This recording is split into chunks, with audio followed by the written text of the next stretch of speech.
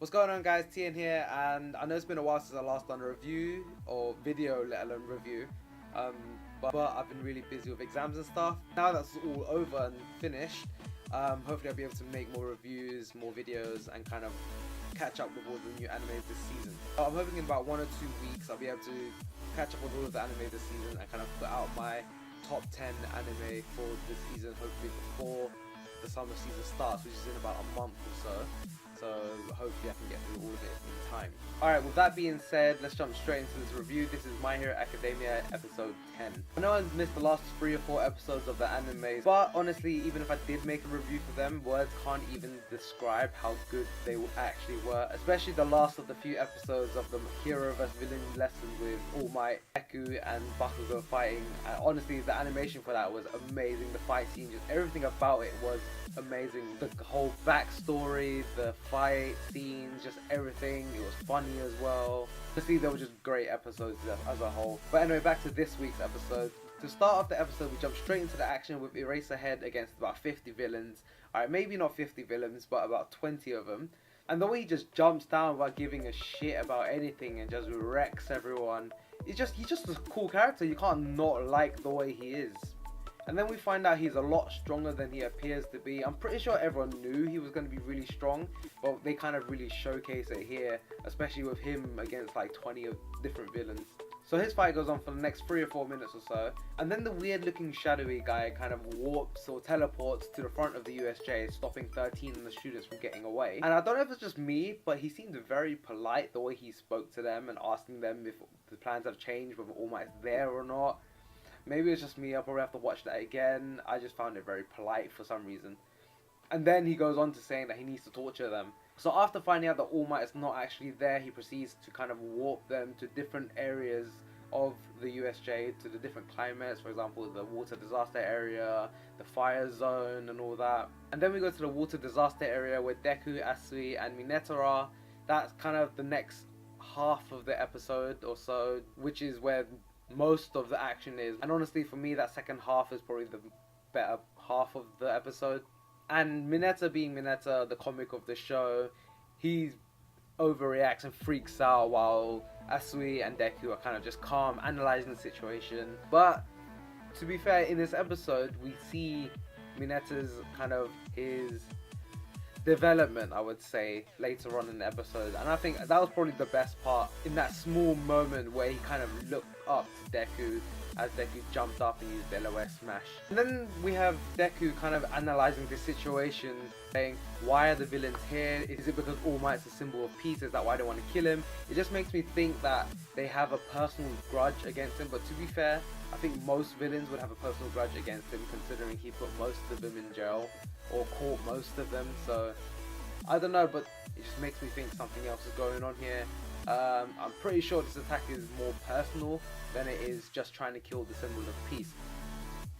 But Deku kind of cuts that thought short, and again it shows his development, the way he just didn't overthink it. He just, you know what, forget it, I'm just going to protect my boy All Might, and he kind of just went ham on them. So that sets up their fight for later in the episode. We then kind of switch to the other students and how they're fighting. And I just want to point out that Todoroki, the half ice guy, I honestly think, obviously he's meant to be the strongest character, he's meant to be really cool, no pun intended obviously. The way he said that they're meant to be adults and that they're pathetic because they're losing to a kid, honestly I think he's got some weird kind of adult complex going on there, because no normal person would really say that.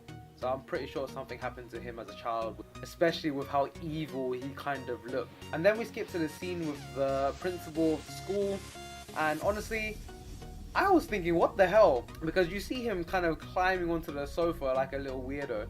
He kind of seems like the dopey type in this episode, but it kind of makes me think he is the highest authority in the school with all these amazingly strong teachers. Look at 13 and Eraserhead, he's their boss. So just imagine how powerful he must be. But it makes you really wonder how strong the principal is, or what the principal's quirk is. And hopefully we get to find out this season.